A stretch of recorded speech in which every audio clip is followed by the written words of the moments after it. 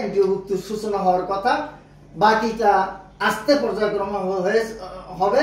তবে একটাই এখন ট্রেনে উঠছে, গন্তব্য পৌঁছে যাবে ইনশাআল্লাহ। তবে কারিগরি ঐতিহ্যবাহী সচিব যিনি ডক্টর কবির সাহেব কয়েকদিন পরে ইন্ডিয়াতে যাবেন। আমরা সবাই দোয়া করছি আল্লাহ তার হাতে এই দায়িত্ব যেন কবুল করে।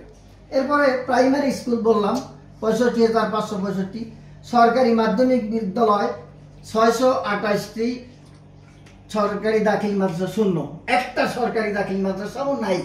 আপনাদের মাধ্যমে সরকারের কাছে আমি দাবি করব প্রত্যেক উপজেলায় যেন একটা দাখিল, একটা ফাজিল কামিল, একটা মহিলা মাদ্রাসা সরকার করবেন।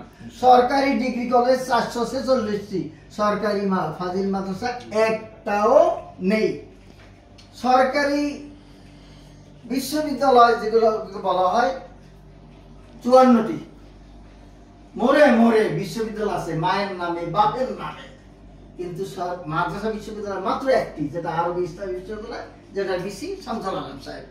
সরকারি অনার্স মাস্টার্স কলেজ 198টি, সরকারি আলিয়া মাদ্রাসা 3টি, তাও সাইনবোর্ড সর্বোচ্চ।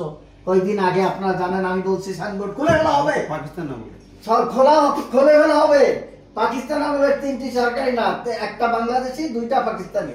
বগুড়া জিয়া রহমানের সময় হয়েছে, তাও ছাত্রদের আন্দোলনের পরিপ্রেক্ষিতে জিয়া রহমান দিছে, তাও সাইনবোর্ড সর্বস্ব। আহমদুল্লাহ সাহেবের সাথে আলাপ হয়েছে, ভিতরে কিছু নাই, শিক্ষক নাই, অনার্স আছে শিক্ষক নাই।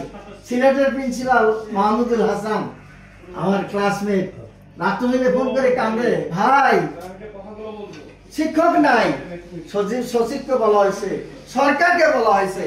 আমরা আপনাদের মাধ্যমে সরকারের কাছে দাবি জানাবো।